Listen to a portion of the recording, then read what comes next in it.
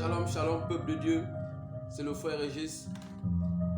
Je viens parler à quelqu'un ce matin des principes rattachés à la bénédiction. Je viens dire à quelqu'un ce matin, il y a beaucoup de personnes que Dieu a bénies dans le passé. Mais lorsqu'on regarde leur vie présente, c'est comme si Dieu ne leur a jamais visités. En fait, c'est parce que ces personnes n'ont pas mis en place les principes de l'amplification et la stabilisation d'une bénédiction. Derrière une bénédiction, il y a des principes à respecter.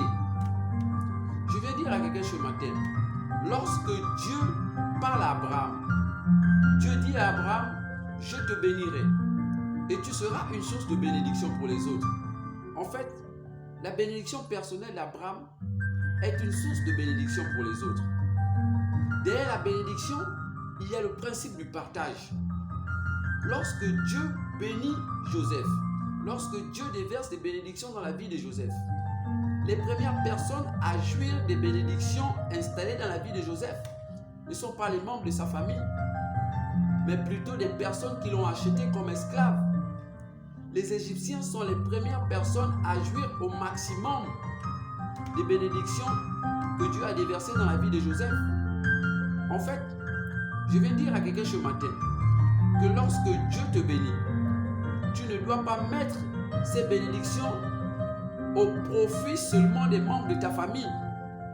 Les membres de ta famille ne doivent pas être seulement des personnes qui profitent de cette bénédiction.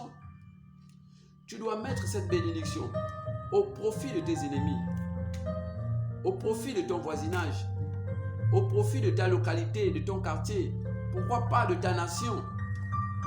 Plus des personnes inconnues en ta personne jouissent des bénédictions que Dieu déverse dans ta vie, plus Dieu stabilise et plus Dieu élève.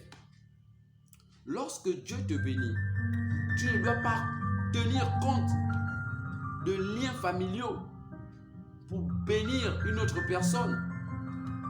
Tu ne dois pas tenir compte des liens d'appartenance pour bénir une personne. Lorsque Dieu te bénit, c'est pour que ta bénédiction soit une source de bénédiction pour les autres. Soit une source de bénédiction pour ton prochain. C'est le message dont je voulais te faire part ce matin. Merci. Merci Seigneur.